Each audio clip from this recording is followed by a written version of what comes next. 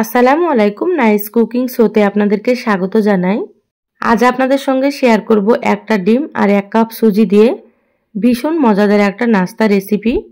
দেখতেই পাচ্ছেন নাস্তাগুলো দেখতে কতটা সুন্দর হয়েছে। খেতে কিন্তু এই নাস্তাগুলো ভীষণ টেস্ট হয়। বানানো খুবই সহজ, অবশ্যই আপনারা স্কিপ না করে পুরো রেসিপি দেখে নেবেন। আশা করছি আপনাদেরকে খুবই ভালো লাগবে। তো চলুন রেসিপি শুরু করি। এখানে দেখুন একটা মিক্সিং বোল নিয়েছি। এখানে আমি একটা ডিম ভেঙে নিলাম। তো একটা ডিম দিয়ে আমি তৈরি করব। আর দিয়ে দিচ্ছি এখানে হাফ কাপ চিনি। তো চিনিটা আমি মিক্সিতে গুঁড়ো করে নিয়েছি। আপনারা চাইলে কিন্তু গোটা চিনি দিতে পারেন। গোটা চিনি দিলে কিন্তু গলতে একটু সময় লাগবে, সেজন্য আমি এখানে চিনিটা গুঁড়ো করে নিয়েছি।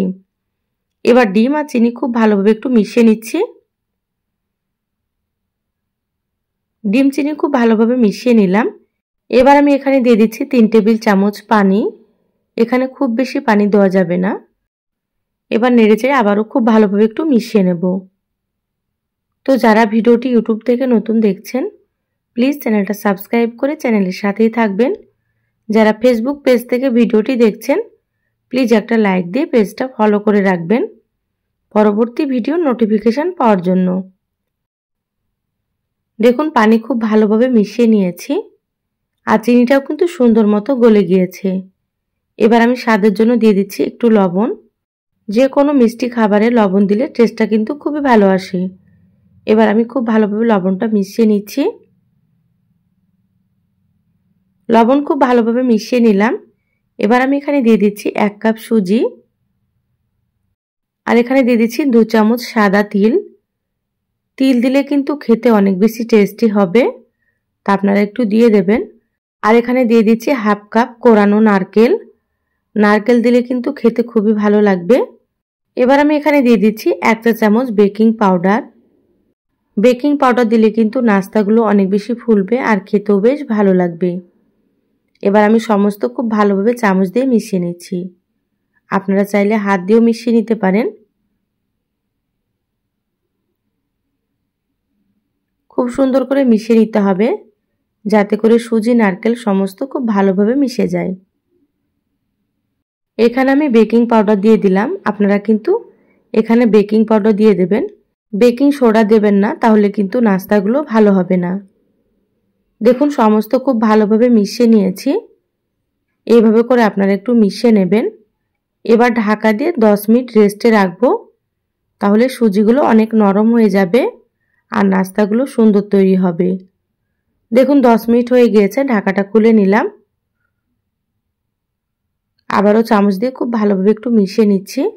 আর সুজিগুলো দেখুন অনেকটাই নরম হয়ে গিয়েছে। এইভাবে অবশ্যই রেস্টে রাখতে হবে। এবার আমি এখানে দিয়ে দিচ্ছি হাফ কাপ ময়দা। এখানে আপনারা ময়দার পরিবর্তে চালের গুঁড়ো বা এখানে আপনারা আটাও দিতে পারেন। এবার হাত দিয়ে খুব ভালোভাবে একটু মেখে নিচ্ছি। আঠালো করে মেখে নিতে হবে। আর এই পিঠা বা নাস্তাগুলো খেতে এতটাই টেস্টি হয়, আপনারা একবার বানিয়ে না খেলে বুঝতেই পারবেন না। এগুলো কিন্তু আপনারা অতিথি আপ্যায়নও দিতে পারেন বা বাচ্চাদের স্কুল টিফিনও তৈরি করে দিতে পারেন। যে খাবে সে কিন্তু খুবই পছন্দ করবে। দেখুন আঠালো করে মেখে নিয়েছি, হাতটা পরিষ্কার করে নিলাম। হাতে একটু সাদা তেল মাখিয়ে নিয়েছি। এবার কিছুটা করে নিয়ে আমি নাস্তার শেপে তৈরি করে নিচ্ছি। এভাবে 2 হাতে নিয়ে গোল করে নিলাম, তারপরে হাত দিয়ে এভাবে করে একটু চ্যাপটা করে নিচ্ছি। দেখুন এই নাস্তাটা তৈরি হয়ে গিয়েছে, প্লেটে রেখে দিচ্ছি। আবারও আপনাদেরকে একটা আমি তৈরি করে দেখাচ্ছি। এই নাস্তা বা পিঠাগুলো আমার পছন্দ মতো সাইজ করে আমি তৈরি করে নিচ্ছি।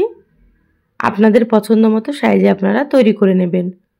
আপনারা কিন্তু লম্বা করেও তৈরি করে নিতে পারেন বা এইভাবে চ্যাপটা করেও তৈরি করে নিতে পারেন। দেখুন সবগুলো তৈরি করে নিয়েছি। এবার এগুলোকে ভেজে নিতে হবে। গ্যাস অন করে ফ্রাই প্যান দিয়ে দিলাম।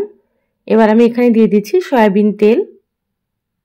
এই নাস্তা বা পিঠাগুলো ভাজতে কিন্তু খুব বেশি তেলের প্রয়োজন হয় না। দেখুন আমি কিছুটা পরিমাণে তেল দিয়ে দিলাম। তেল মিডিয়াম গরম করে নিয়েছি। এবার আমি পিঠাগুলো দিয়ে দিচ্ছি।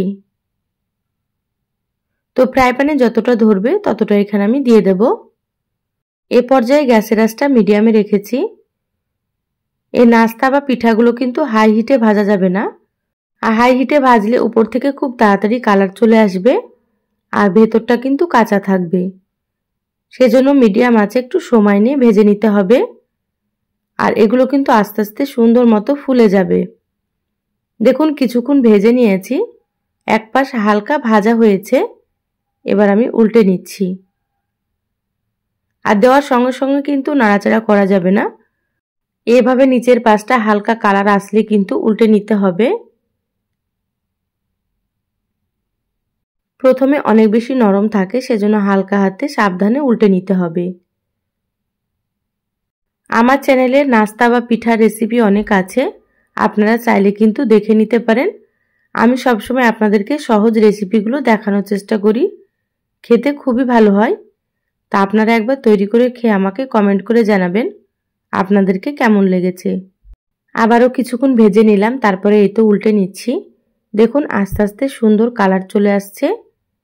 এইভাবে করে একটু সময় নিয়ে ভেজে নিতে হবে, তাহলে এই নাস্তাগুলো উপরটা অনেক বেশি মুচমুচে হবে আর ভেতরটা হবে নরম, খেতে ভীষণ ভালো লাগে। দেখুন সুন্দর কালার চলে এসেছে আর নাস্তা বা পিঠাগুলো ভাজাও হয়ে গিয়েছে। দুপাশ কিন্তু সুন্দর মতো কালার হয়ে গিয়েছে।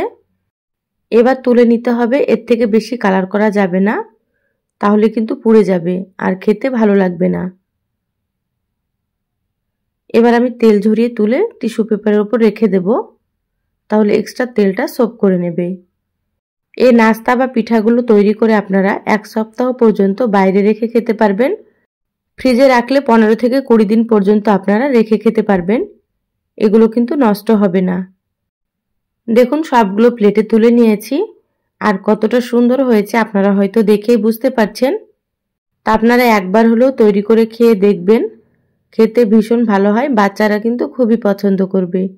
এবার আপনাদেরকে একটা ভেঙে দেখাচ্ছি। দেখুন উপরটা একেবারে মুচমুচে আর ভেতরটা নরম, দেখে হয়তো আপনারা বুঝতেই পারছেন।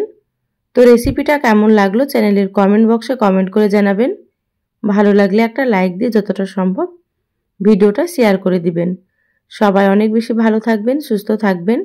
ধন্যবাদ সবাইকে। আল্লাহ হাফিজ।